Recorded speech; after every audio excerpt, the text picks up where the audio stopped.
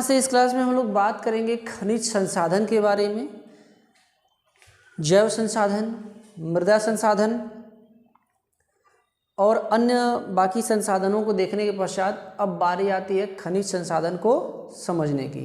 Clear है? तो यहाँ से हम लोग सबसे पहले बात करेंगे खनिज संसाधनों में लोहा की, आयरन की। क्लियर है? अगर भारतीय संदर्भ में बात किया जाए तो भारत में अथर्ववेद में ही लोहे की चर्चा की गई है और लोहे को समृद्धि का अमोघ यंत्र समझा जाता है भारत में। और सिर्फ भारत ही नहीं बल्कि पूरी दुनिया में लोहे को समृद्धि का अमोघ यंत्र समझा जाता है। क्लियर? अब लोहा महत्वपूर्ण क्यों है?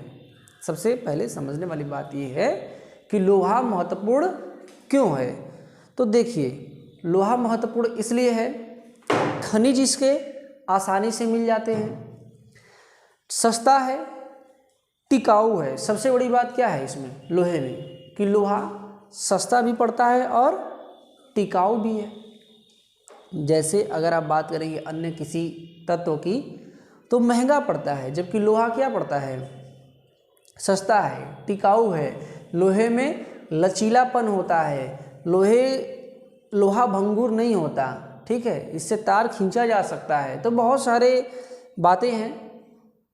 लोहे को बहुत मशीनों में और अन्य सारी चीज़ों में लोहे का उपयोग किया जाता है। तो ऐसे बहुत कुछ बातें हैं। तो आइए सबसे पहले समझते हैं कि जब हमें लोहा प्राप्ति करनी होगी, जब हमें लोहा चाहिए तो उसके लिए उत्खनन के कारक क्या होते हैं, है ना। तो सबसे पहले हम लोग बात करेंगे खनिज उत्खनन के कारक। खनिज क्या होते हैं? खनिज देखिए, सबसे पहले समझ लीजिए, जो धरती से खोद करके प्राप्त किया जाता है, पृथ्वी से जो खुदाई के द्वारा प्राप्त किया जाता है उसी को क्या बोलते हैं? खनिज संसाधन बोला जाता है। क्लियर? अब खनिज संसाधनों में बहुत सारे संसाधन हैं, तत्व हैं, जिसमें से हम यहाँ पढ़ रहे हैं लोहे के बारे में। तो खनिज उत्खनन के कारक, सबसे बड़ी बात आपको यहाँ पर ये समझनी है कि कोई भी खनिज अगर उत्खनन हो रहा है, हम किसी भी खनिज की खुदाई कर रहे हैं, उसको प्राप्त कर रहे हैं, उसको निकाल रहे हैं धरातल से, तो उसके कारक क्या क्या हैं? तो उसके कारकों में दो कारक होते हैं। एक तो प्राकृतिक कारक हैं, भौतिक कारक हैं, जिनको प्राकृतिक कारक बोला जाता है, प्रकृति में उपस्थित के कारक होते हैं। और दूसरे कारक होते हैं मानवीय कारक, मतलब मानवों की टेंडेंसी पर डिपेंड करता है, मानवों की प्रवृत्ति पर डिपेंड करता है कि ये कारक किस प्रकार से खनिज पर प्रभाव डालेंगे। तो आइए समझते हैं। सबसे पहले गुणवत्ता। देखिए, भौतिक कारकों में क्या है? गुणवत्ता बहुत जरूरी है। अगर हम जो है कोई खनिज प्राप्त कर रहे हैं और उसकी क्वालिटी अच्छी नहीं है तो हमें उसे प्राप्त करने से कोई फ़ायदा नहीं होगा। देखिए, सबसे पहले समझ लीजिए, लौह अयस्क धरती से जो प्राप्त किया जाता है वो खनिज होता है, और अयस्क ऐसे खनिज होते हैं जिनसे सरल मात्रा में बहुत आसानी से हमें धातुएं प्राप्त होती। अयस्क वे पदार्थ होते हैं जिनसे आसानी से कम खर्चे में सरल मात्रा में, है ना, सरल रूप से हमें क्या प्राप्त होती हैं? धातुएं प्राप्त होती हैं। ऐसे अगर हम बात करें लोहे की, तो लोहा डायरेक्ट ज़मीन से नहीं निकाला जाता है, लोहे के अयस्क ज़मीन से निकाले जाते हैं, धरती से निकाले जाते हैं। और ये जो लोहे के अयस्क धरती से निकाले जाते हैं, इन अयस्कों का फिर जो है कि संशोधन किया जाता है, इनको रिफाइन किया जाता है अयस्कों का, और वहाँ से तब क्या प्राप्त होता है? हमें लोहा प्राप्त होता है। तो धरती से लोहे के अयस्क ही निकाले जाते हैं और इन अयस्कों पर खनिज उत्खनन के कारकों का प्रभाव रहता है। अब जैसे हमने सबसे पहले बात की गुणवत्ता की, तो अगर अयस्क गुणवत्तापूर्ण है ही नहीं तो हमें उससे लेने से कोई फ़ायदा नहीं है, तो फिर वो खनिज नहीं निकाला जाएगा जो गुणवत्तापूर्ण नहीं है। अब जैसे मान लीजिए आप ही कोई सामान लेने जा रहे हैं, कोई कपड़ा खरीदने आप जा रहे हैं, अगर कपड़े की क्वालिटी अच्छी नहीं है, ऐसा है कि हाथ लगाते ही वो फट गया, टूट गया, है ना, ख़राब हो गया, तो आप लेंगे उसको? नहीं लेंगे, क्योंकि उसको लेने से फिर कोई फ़ायदा नहीं मिलेगा। तो सबसे बड़ी बात क्या है? गुणवत्ता होना चाहिए। दूसरा, संचित भंडार की भौगोलिक स्थिति, हमें यह भी देखना है कि वो खनिज कहाँ पर संचित है। अब जैसे कुछ विद्वान मानते हैं कि हिमालय पर्वत के नीचे भी खनिज मौजूद हैं, है ना। तो भौगोलिक स्थिति उसकी क्या है, हिमालय पर्वत के नीचे है, तो क्या खनिज निकाला जाएगा? नहीं निकाला जाएगा, क्योंकि उसकी भौगोलिक ऐसी स्थिति ऐसी है कि हमें वहाँ से प्राप्त करने में कठिनाई आ रही है, और उसी कठिनाई के कारण हम वो खनिज प्राप्त नहीं करेंगे। पता चलेगा जितने खनिज से फायदा होगा उतना ज़्यादा हमारा क्या हो जाएगा, खर्च हो जाएगा। क्लियर है? आप देखिए जितने मार्केट, जितने रोड वगैरह, सड़कें, जितने भी संसाधन आपको मैदानी भागों में दिखेंगे उतने आपको पठारी भागों में और पर्वतीय भागों में नहीं दिखेंगे। क्यों? क्योंकि भौगोलिक स्थिति उनकी ऐसी है, वहाँ लोग रहते ही नहीं हैं। वहाँ आप जो है कि बड़ा बड़ा मॉल बना के क्या करेंगे, बड़ा बड़ा मार्केट व्यवस्थित करके आप क्या करेंगे जब खरीदने वाला कोई है ही नहीं। तो भौगोलिक स्थिति बहुत महत्वपूर्ण रखती है। भौगोलिक स्थिति ऐसी होनी चाहिए किसी भी खनिज की कि हम वहाँ तक सरलता से पहुँच सकें। खनिजों की संचित राशि, संचित राशि भी बहुत महत्वपूर्ण होती है। ऐसा ना हो कि हम पता चला कि 2-3 करोड़ रुपया लगा करके और लोहे के अश्वों खोदने निकले हैं, और वहाँ से जो खनिज मिला वो 1-2 टन मिला, तो 1-2 टन खनिज से क्या होने वाला है। तो खनिजों की जो संचित राशि है ये भी भौतिक कारकों में आती है, और ये भी खनिज उत्खनन के कारकों को प्रभावित करती है। बताइए, बहुत ज़्यादा खर्च करके और थोड़ा सा खनिज कोई खोदने थोड़ी जाएगा। क्लियर है? उसके बाद आता है संचय का स्वरूप। संचय का स्वरूप कैसा है?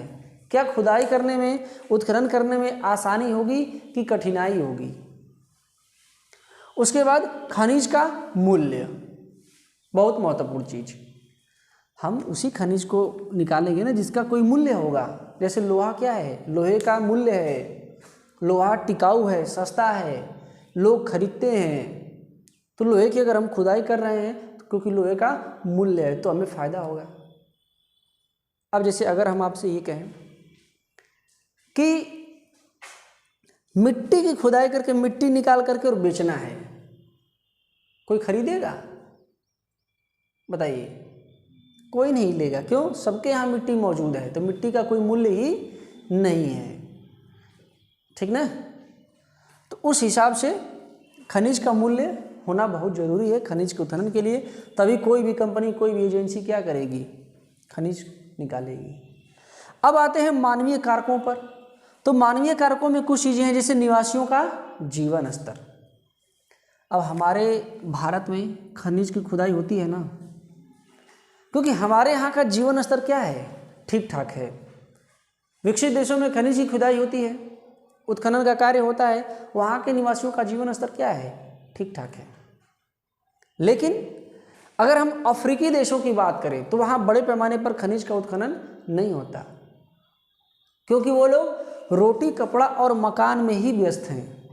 उनसे लोहा से मतलब ही नहीं है कि लोहे के बारे में वो सोचेंगे। उनको तो बस 2 वक्त की रोटी भी मुश्किल से मिल पाती है। तो जीवन स्तर जब सही रहता है तो इंसान खाने पीने की चीज़ों के अलावा अन्य यानी कि व्यापार जैसे क्षेत्रों में प्रविष्ट करता है। इस वजह से खनिज के उत्खनन में या व्यापार में या जो भी कुछ होता है आर्थिक क्रियाकलाप, वहाँ बढ़ोतरी होती है। लेकिन जहाँ के निवासियों का जीवन स्तर निम्न है वहाँ कोई खनिज पे ध्यान देगा कि अपने खाने में पहले ध्यान देगा। क्लियर? दूसरी बात, खनिज की संपन्नता। मानवीय कारकों में खनिज की संपन्नता भी आती है। जिस देश में खनिज पर्याप्त मात्रा में मौजूद है वहाँ से खनिज का उत्खनन होगा।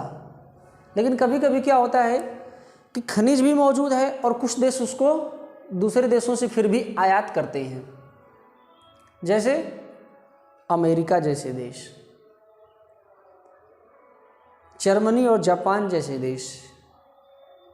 उनके यहाँ खनिज मौजूद है, लेकिन खनिज संसाधन खत्म ना हो जाए, उनके देश में बचा रहे, और पैसा इतना पर्याप्त है कि वो दूसरे देश से क्या कर लेते हैं, खरीद लेते हैं, है ना।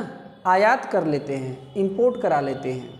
तो उनके देश में खुद, जैसे अमेरिका में खुद कोयला मौजूद है, खुद लोहे के अयस्क मौजूद हैं, लेकिन उसके बावजूद भी वो दूसरे देशों से क्या करते हैं, आयात करते हैं, क्योंकि पैसा इतना है वो आयात करते हैं। अगर हम भारत की बात करें तो भारत आयात नहीं कर सकता, क्योंकि भारत के पास हमारे देश में अभी इतना पैसा नहीं है कि हम अपना रोक करके और दूसरे देशों से खरीद के काम चलाएं।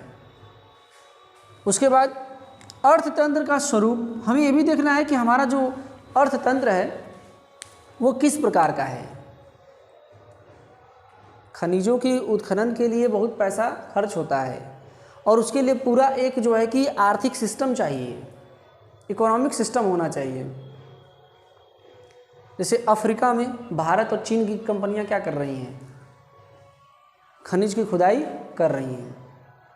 हमारे यहाँ भारत में ही पहले क्या था, पश्चिमी देशों की कंपनियां ही आकर के उत्खनन का कार्य करती थी। तो ये पूरा क्या है, एक टर्म आपको समझना है ना। नेट और पीजीटी में भी खास करके नेट में इससे जुड़े क्वेश्चंस आते हैं, अवधारणाएं आती हैं, है ना, विचार और संकल्पनाएं पूछी जाती हैं कि बताइए क्यों जो है कि अफ्रीका में भारत और चीन की कंपनियों को उत्खनन का कार्य करना पड़ता है, अफ्रीका की कंपनियां उत्खनन का कार्य क्यों नहीं करती हैं। क्योंकि वहाँ का जो अर्थतंत्र है वो बहुत ही कमज़ोर है। जैसे हमारे यहाँ जब उत्खनन का कार्य हो रहा था, जब इस्पात उद्योग लगाए जा रहे थे हमारे यहाँ, जब प्लांट लगाए जा रहे थे, तो हमें रूस से, ब्रिटेन से, जर्मनी से सहयोग लेना पड़ता था कि भाई पैसा दो, कुछ मटेरियल दो, हमारे यहाँ कंपनी खड़ी हो, ठीक ना। अब ना हम आत्मनिर्भर हो गए हैं, अब हम अपना से सब कुछ कर रहे हैं भारत में। तो ऐसे ही जो विकासशील देश होते हैं उनका अर्थतंत्र बहुत कमज़ोर होता है। तो मानवीय कारकों में ये महत्वपूर्ण है। दूसरी चीज़, प्रौद्योगिकी का विकास। प्रौद्योगिकी यानी कि टेक्नोलॉजी, प्रौद्योगिकी।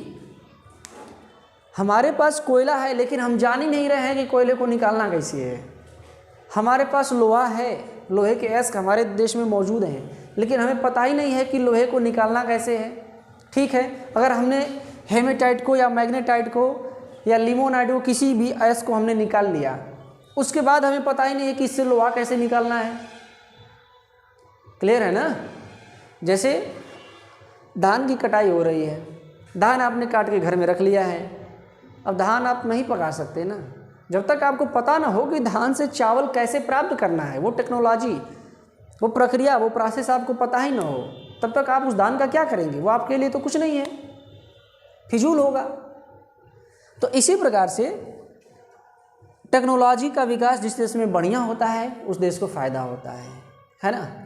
तो विकासशील देश होते हैं जैसे भारत और अन्य देश हैं, ये दूसरे देशों से टेक्नोलॉजी का आदान प्रदान करते हैं, कहते हैं भैया कुछ पैसा ले लो और हमें भी ये टेक्नोलॉजी दो, है ना। चीन जैसे देश नकल भी मार लेते हैं। सबसे बड़ा नकलची कौन है, चीन। पता चला कोई मिसाइल या कोई फाइटर जेट देख लेगा किसी का, उसका नकल करके बना देगा, है ना। खैर उसके लिए भी दिमाग चाहिए। और सामाजिक राजनीतिक संगठन, सामाजिक राजनीतिक संगठनों का भी व्यवहार देखना पड़ता है। पता चला कि हम कोयला उत्खनन के लिए या लोहे के अयस्क के उत्खनन के लिए जा रहे हैं और वहाँ कोई समाज है, उसने कह दिया कि देखो पर्यावरण को नुकसान हो रहा है, खनन हो रहा है, आप यहाँ जो है खनिज का उत्खनन नहीं कर सकते, है ना। पूरा खोद के पूरा बर्बाद कर दे रहे हैं, सब पूरा जंगल खत्म हो जा रहा है। भाई उत्खनन के लिए तो जगह खोदनी पड़ेगी ना। तो सामाजिक राजनीतिक संगठनों का, अब प्लस राजनीतिक इच्छा भी चाहिए कि हमें ये काम करना है, तो तत्परता से वो काम हमें क्या करना है, कराना पड़ेगा। तो सामाजिक और राजनीतिक संगठनों का भी बहुत बड़ा योगदान रहता है। तो खनिज उत्खनन के कारकों में भौतिक कारकों और मानवीय कारकों को समझने के बाद हम ये देखेंगे जो बहुत महत्वपूर्ण चीज़ है कि खनिजों के अयस्क कौन कौन से हैं। तो लोहे के अयस्क हैं मैग्नेटाइट सबसे प्रमुख, जिसमें कि 74% तक लोहा होता है। यह सबसे बहुमूल्य खनिज है। बहुमूल्य इसलिए है क्योंकि लोहे की मात्रा बहुत ज़्यादा होती है ना। मतलब जितना हम पैसा खर्च कर रहे हैं उसमें लाभ भी अच्छा होता है। उसके बाद हेमेटाइट जिसमें लोहे की मात्रा 60% होती है, फिर लिमोनाइट जिसमें लोहे की मात्रा 50% होती है, फिर सीडेराइट जिसमें लोहे की मात्रा 35% ही होती है। तो ये जो क्रम है ध्यान दीजिएगा, आपसे ये भी एग्जाम में पूछ सकता है कि अवरोही या आरोही में बताइए। तो सबसे खराब सीडेराइट होता है, राख टाइप का होता है, जैसे राख लगेगा कि राख है, उसमें से लोहा प्राप्त करना होता है, ठीक है। सबसे बढ़िया वाला होता है मैग्नेटाइट, उसके बाद हेमेटाइट, फिर लिमोनाइट, फिर सीडेराइट। कुछ और खनिज हैं जिनसे भी लोहा प्राप्त किया जाता है, जैसे टैकोनाइट होता है ना कि कुछ नहीं मिला तो कुछ सही, तो टैकोनाइट 30% से भी कम लोहे की मात्रा होती है। चेमोराइट और पाइराइट में भी बहुत कम, बहुत ही कम लोहे के अयस्क पाए जाते हैं। अब हम बात करें अगर इन अयस्कों के भंडार की, तो इन अयस्कों के भंडार में अगर हम भंडार की बात करेंगे तो सबसे ज़्यादा भंडार कहाँ पाया जाता है? यूक्रेन में। क्लियर? यूक्रेन यूरोप का एक देश है, CIS यानी कि पूर्व सोवियत संघ से अलग हुआ था और पूर्वी यूरोप का देश माना जाता है। इसमें लोहे का भंडार सबसे ज़्यादा है, यह लोहे के भंडार के मामले में पहले स्थान पर है।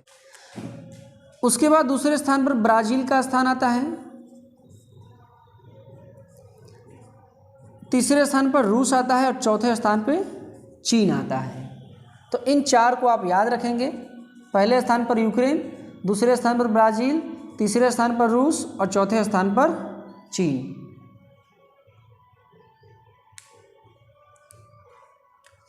अगर अच्छा इसमें अगर हम भारत की बात करें तो भारत में लोहे का कितना भंडार है? तो दुनिया में लोहे के भंडार के मामले में अपना प्यारा भारत जो है वो 8वें नंबर पर है। विश्व का 2.6%, विश्व का 2.6% खनिज भारत में लोहे का पाया जाता है, 8वें स्थान पर है। क्लियर? अगर हम उत्पादन की बात करेंगे कि उत्पादन में कौन कौन किस हिसाब से हैं, तो उत्पादन में सबसे पहले नंबर पर चीन का नाम आता है। चीन दुनिया में सबसे ज़्यादा लोहे का उत्पादन करता है। दूसरे स्थान पर ब्राज़ील आता है।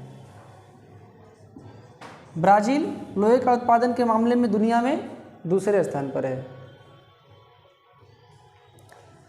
उसके बाद ऑस्ट्रेलिया आता है और चौथे स्थान पर भारत का नाम आता है। तो भंडार भी आपने देख लिया, भंडार के मामले में सबसे ज़्यादा भंडार। अच्छा ये बात आपको समझ में आया ना कि भंडार और उत्पादन का मतलब क्या होता है? जैसे भंडार का मतलब कि कितना है आपके पास, और उत्पादन का मतलब कि उसमें से कितना % आप निकाल ले रहे हैं, पूरी दुनिया में उसको ला सामने कितना % ला रहे हैं आप, है ना, प्रोडक्शन कितने का कर रहे हैं। तो उत्पादन के मामले में यूक्रेन पहले स्थान पर, ब्राज़ील दूसरे स्थान पर, रूस तीसरे स्थान पर, चीन चौथे स्थान पर है। लेकिन अगर उत्पादन की बात करेंगे तो चीन पहले स्थान पर, ब्राज़ील दूसरे स्थान पर, ऑस्ट्रेलिया तीसरे स्थान पर और भारत का स्थान चौथा आता है। इसके बाद अब हम ये समझेंगे कि दुनिया के किस देश में, किस हिस्से में, कहाँ कहाँ लौह अयस्क उत्पादन किया जाता है ना, लोहे की खदानें कहाँ कहाँ मौजूद हैं।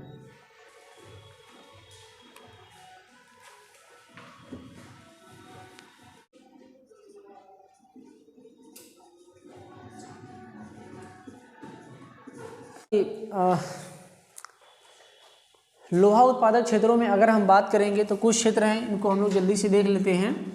इसमें सबसे पहले जैसे कनाडा में नेब्रास्का, क्यूबेक, ओंटारियो और ब्रिटिश कोलंबिया में भी, नोट कर लीजिएगा, लोहा पाया जाता है। न्यू फाउंडलैंड में भी लोहे का उत्पादन होता है। इसके बाद हम स्पेन की बात करेंगे तो स्पेन में बिलबाओ जो है कोयला क्षेत्र, लोहा क्षेत्र है ना, बिलबाओ लोहा क्षेत्र बहुत स्पेन में महत्वपूर्ण है। प्लस जिब्राल्टर जल संधि के पास भी स्पेन में लोहा अयस्क निकाला जाता है। इसके अलावा अगर हम सबसे जो महत्वपूर्ण उत्पादक है चीन की बात करेंगे तो चीन में मंचूरिया, आशान, चांगलिंग, पेंकी, हैनान द्वीप और हुपे लोह अयस्क उत्पादन के लिए महत्वपूर्ण हैं। इसके बाद अगर हम ब्राज़ील की बात करें तो ब्राज़ील में मिनास जिरास में इटावरा और पारा राज्य में कराजस लोहे की खदानें प्रसिद्ध हैं। अगर हम ऑस्ट्रेलिया की बात करेंगे तो ऑस्ट्रेलिया में मिडिल बैंक रेंज, आयरन नॉर्वे, आयरन मोना, डोंडमवर्दी, पिलबारा, माउंट मुंडी और फ्रांसिस क्रीक जैसे क्षेत्र लौह अयस्क उत्पादन के लिए बहुत ही महत्वपूर्ण हैं।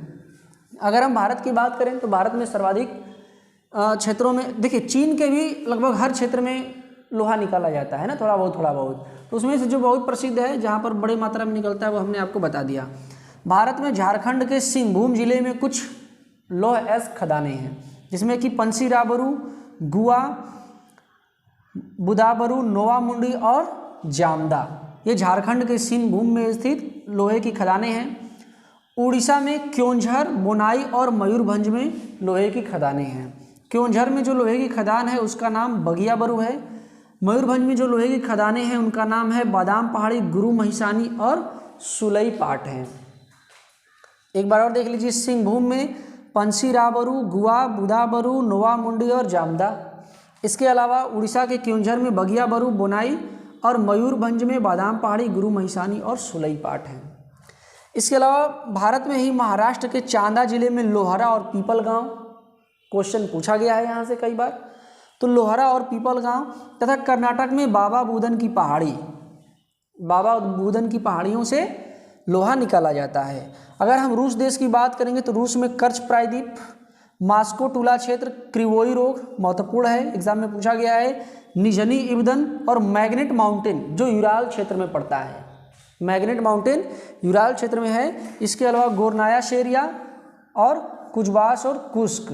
कुजबास की लड़ाई चल रही यूक्रेन के साथ, है ना, यूक्रेन का बहुत सा इलाका रूस कब्जा करना चाहता है, ठीक है। तो यूक्रेन के वही इलाके ये सब हैं जो है आपका ये कुजबास और कुस्क का जो क्षेत्र है ना, गोरनाया शेरिया है, ये सब बहुत महत्वपूर्ण हैं लौह अयस्क के उत्पादन के लिए।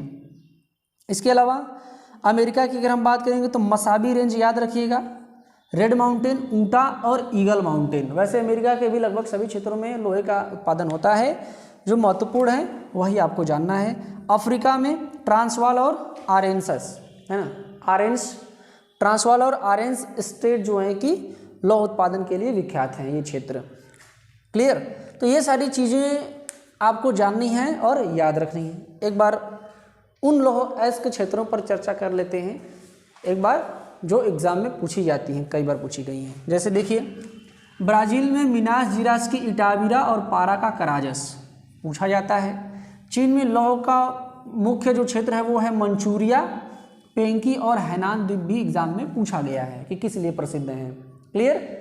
देखिए कन्फ्यूजन होगा, अभी जब कोयला उत्पादन पढ़ाएंगे, है ना, तांबा उत्पादन पढ़ाएंगे तो बाकी क्षेत्र भी निकल करके सामने आएंगे, इस्पात उद्योग केंद्र पढ़ाएंगे, बाकी चीज़ें निकल करके सामने आएंगी, तो उन सबसे आपको कन्फ्यूज्ड नहीं होना है। इसके अलावा अगर हम ऑस्ट्रेलिया में बात करेंगे तो माउंट मुंडी और फ्रांसिस क्रीक तथा डोंडम वर्दी को याद रखिएगा, एग्जाम में पूछा जाता है। आयरन नॉर्वे और आयरन मोना भी कई बार आया है। इसके अलावा भारत में सब इम्पॉर्टेंट है, झारखंड के सिंहभूम में पंसीराबरू, गुआ, बुदाबरू, नोवामुंडी और जामदा। उड़ीसा में क्योंझर, बोनाई। अब देखिए पूछेगा कैसे, पूछेगा झारखंड में लोहे की खदानें कौन कौन सी हैं, है ना, तो चांदा जैसे महाराष्ट्र में है, लोहारा और पीपल गांव दे दिया तो याद रखना पड़ेगा ये महाराष्ट्र की है, महाराष्ट्र के चांदा जिले में है। झारखंड के सिंहभूम जिले में पंसीराबरू, गुआ, बुदाबरू, नोवामुंडी और जामदा है ना। जब भारत का भूगोल हम लोग पढ़ रहे हैं अभी तो उसमें और डिटेल में देखेंगे कि कौन सा राज्य कितना उत्पादन करता है। क्लियर। यहाँ आपको आर्थिक भूगोल में क्षेत्रों को देखना है, किस क्षेत्र में किस प्रकार का लोहा उत्पादित होता है। ठीक, ध्यान दीजिएगा, ब्राजील में जो इटावरा है हेमेटाइट का उत्पादन सर्वाधिक करता है ना। विश्व का सबसे बड़ा हेमेटाइट का भंडार कहाँ पर है, ब्राजील के इटावरा से उत्पादित होता है। क्लियर है। तो नोट कर लीजिएगा ये सारी बातें, सब कुछ, ठीक ना, और इसको याद करना है। तो इसके बाद जो हम लोग पढ़ेंगे अगली क्लास में वो होगा मैंगनीज। क्लियर।